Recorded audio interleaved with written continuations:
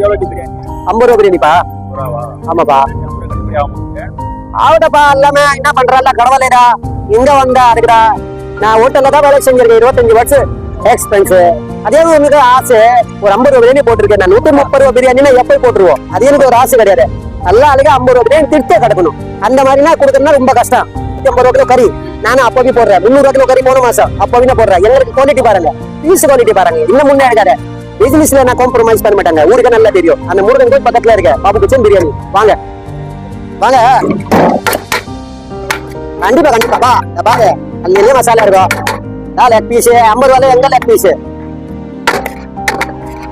சாப்பாடு சாப்பாடு எந்த குறைங்க நல்லா வெண்டியதான் சாப்பாடு ரைஸ் அந்த மாதிரி கூப்பிட தான் போறாப்ல. அது எந்த குறைங்க ரெகுலர் அதிகமாக இருக்குது. ஆனால் நம்ம பிரியாணி சாப்பிட்டு பேச வருது பிரச்சனை இல்லை. மற்ற இடத்துல அது மாதிரி கொடுக்க மாட்டாங்க. இருந்தாலும் சாப்பிட்றதுக்கு சூப்பரா இருக்கும்.